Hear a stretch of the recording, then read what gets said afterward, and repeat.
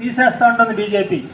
అంటే ఎక్కడైనా బీజేపీ మళ్ళీ పొరపాటున అధికారంలోకి వస్తే వచ్చే కాలంలో రిజర్వేషన్లు అనేవి ఉండవు. కాబట్టి వీటి రక్షణ కోసం కూడా మనం బీజేపీని గద్దెదించాల్సిన అవసరం ఉంది. డాక్టర్ బిఆర్ అంబేద్కర్ రాజ్యాంగం రాశాడు.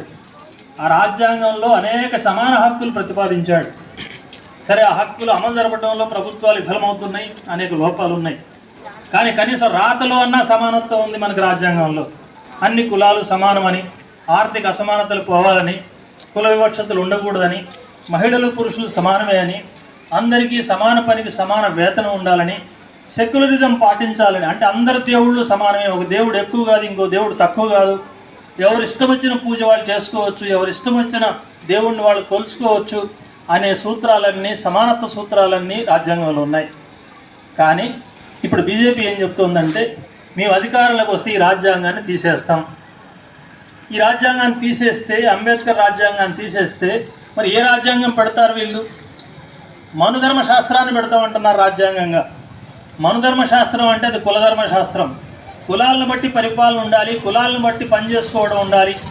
మాలమాదిగలు చదువుకోవడానికి లేదు, ఉద్యోగాలు చేయడానికి లేదు, మహిళలు ఇళ్లలోనే భర్తల చాటున ఉండాలి, వంటింట్లో ఉండాలి, బయటకు వచ్చి పనులు చేయొద్దు, ఉద్యోగాలు చేయొద్దు. ఇట్లాంటి అధర్మ శాస్త్రాలన్నీ మనుధర్మ శాస్త్రంలో ఉన్నాయి. వాటిని రాజ్యాంగంగా అమలు జరుపుతా అని చెప్తుంది బీజేపీ పార్టీ. ఇట్లాంటి దగులుబాజీ పార్టీ మళ్ళీ అధికారంలోకి వస్తే, మూడోసారి వస్తే తన విశ్వరూపం చూపిస్తుంది. అందుకే మోడీ అంటున్నాడు ఎన్నికల సభల్లో, ఈ 10 ఏళ్ళలో మేము పరిపాలించినంత శాంపిల్ మాత్రమే, రిహార్సల్ వేసాం, అసలు సినిమా ముందు ఉంది అంటున్నాడు. ఈసారి అధికారంలోకి వస్తే అసలు సినిమా చూపిస్తాడంట. ఈ అసలు సినిమా చూపించక ముందే ఈ బీజేపీ పార్టీని, దాని మతోన్మాదాన్ని నిలువులోతు బొంద పెట్టాల్సిన అవసరం ఉంది. అందుకే ఈ ఎన్నికల్లో బీజేపీని ఓడించాలని చెప్పి సిపిఎం పార్టీ విజ్ఞప్తి చేస్తోంది. బీజేపీని ఓడించాలంటే ఒక సిపిఎం వల్లే సాధ్యం కాదు. సిపిఎం పార్టీ బలహీనంగా ఉంది, కమ్యూనిస్టులు బలహీనంగా ఉన్నారు ఇవాళ. కానీ బలహీనంగా ఉన్నా సరే కమ్యూనిస్టుల ఎజెండానే బీజేపీని ఎదుర్కోగలిగిన శక్తి కలిగి ఉంది వాళ్ళ భారతదేశంలో.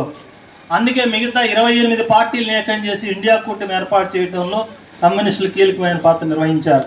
ఆ కూటమికి అధికారం ఇవ్వాలి, అప్పుడు మాత్రమే సర్వమత సామరస్యం ఈ దేశంలో ఉంటుంది, లౌకికతత్వం ఉంటుంది, ప్రజాస్వామ్యం ఉంటుందని సిపిఎం పార్టీ చెప్తోంది.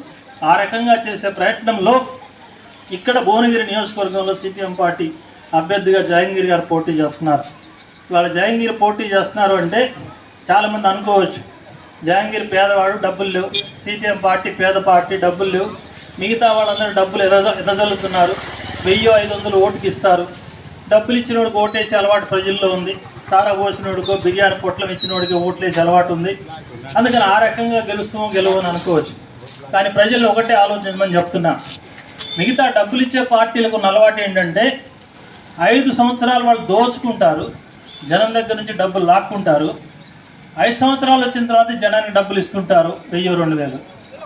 సిపిఎం పార్టీ దానికి రివర్స్, 5 సంవత్సరాలు జనానికి పెడుతుంటుంది, హక్కులు సాధించడానికి పోరాడి కూలీ రేట్లు పెంచడం ద్వారా సాధిస్తుంది, రైతులకు గిట్టుబాటు ధర సాధించడం ద్వారా చేస్తుంది, గిరిజనులకు పట్టా హక్కులు రావడానికి భూమి సాధించడానికి పోరాడుతుంది, అట్లాగే అంగన్వాడీలకు జీతాలు పెంచడానికి ప్రయత్నం చేస్తుంది, ఆశాలకు జీతాలు పెంచడానికి ప్రయత్నం చేస్తుంది. అన్ని విధాలుగా అట్లాగే ఉపాధి హామీ చట్టం కింద పేదవాళ్ళకు పనిపించడానికి పార్లమెంట్లో దెబ్బలాడింది కూడా సిపిఎంఏ. ఈ రకంగా 5 ఏళ్ల పాటు ప్రభుత్వాల మీద దెబ్బలాడి, యజమానుల మీద దెబ్బలాడి, ధనవంతులు కుబేర్ల మీద దెబ్బలాడి, డబ్బులని లాక్కొచ్చి పేదవాళ్ళకి ప్రజలకి ఇప్పించే 5 ఏళ్ళు చేస్తాం. 5 ఏళ్ళు వచ్చి ఎన్నికలు రాగానే డబ్బులు ప్రజల్ని ఆడుకుంటుంది. ఇది రివర్స్. మిగతా పార్టీల వాళ్ళేమో 5 ఏళ్ళు మీ దగ్గర దోచుకుంటారు. ఏ రూపంలో దాచుకుంటారు? మా కాంగ్రెస్ నాయకుడు ఎవరు రాలేదు కండి మా దగ్గర డబ్బులు తీసుకోవడానికి, మా జేబులు కొట్టడానికి ఎవడు రాలేదు కదా అనుకోవచ్చు. ఎవడు మీ ఇంటికి రాడు, మీ జేబులో చెయ్యి పెట్టాడు ఎవడు, కానీ మీరే మీ జేబులో చెయ్యి పెట్టి ఆ డబ్బులు తీసుకుపోయి గవర్నమెంట్ కడుతుంటారు. అగ్గిపెట్ట కొన్నా, బియ్యం కొన్నా, పప్పు కొన్నా, ఉప్పు కొన్నా, పసుపు కొన్నా, చీర కొన్నా, చెప్పులు కొన్నా, ఫ్యాన్ కొన్నా, ఇంట్లో బడి పిల్లాడికి ఫీజు కట్టాల్సి వచ్చినా, ఎక్కడ పోయినా సరే డబ్బులు కట్టాల్సిందే. ఆ డబ్బుల్లో ట్యాక్సులు ఉన్నాయి. ఆ రకంగా వేల లక్షల కోట్ల రూపాయలు ప్రజల నుంచి దోపిడీ చేస్తున్నాయి ఈ పార్టీలు. ఆ వచ్చిన దోపిడీ సొమ్ములోంచి ఒక 3000, 2000, 1000, 500 తీసుకొచ్చి ఎన్నికల నాటి చేతికి ఇచ్చి మేము డబ్బులు ఇస్తున్నాం, సిపిఎం డబ్బులు ఇవ్వవు, అందుకని మీరు మాకు ఓటు వేయండి అంటున్నారు. అంటే ఆ రకంగా ఆ డబ్బులు చూసి మనకు వాళ్ళకు ఓటు వేయడం అంటే మన చెప్పుతో మనమే కొట్టుకోవడం, మన పళ్ళు మనమే రాలగొట్టుకోవడం, మన నెత్తి మనమే నెత్తి పగలగొట్టుకోవడం. ఆ రకంగా కాకుండా నీతివంతంగా ప్రజల్లో నిలబడి నిజాయితీగా పనిచేస్తున్నటువంటి సిపిఎం పార్టీకి ఓటేసినప్పుడే పోరాడడానికి హక్కు ఉంటుంది. సిపిఎం ప్రజల తరఫున పోరాడేది ఉట్టి చేతులతో పోరాడుతోంది. చేతులు ఆయుధం లేదు మనకు. ఆయుధం అంటే ఒక ఎమ్మెల్యే పదవో ఎంపీ పదవో అట్లాంటి ఆయుధం ఉంటే చట్టసభల్లోకి పోయి అసెంబ్లీలో పోయి కొట్లాడవచ్చు, పార్లమెంట్లో పోయి కొట్లాడవచ్చు. ఇప్పుడు మేము గట్టిగా పోట్లాడుతున్నాం, మమ్మల్ని రానియండి లోపలికంటే రానిస్తాడా? అరే మీకు జనం ఓటే లేదు, మీరు బయటే ఉండాలంటారు. లోపలికి పోవాలంటే ప్రజల మద్దతు ఉండాలి, ప్రజల ఓటు ఉండాలి, ప్రజలు గెలిపించాలి.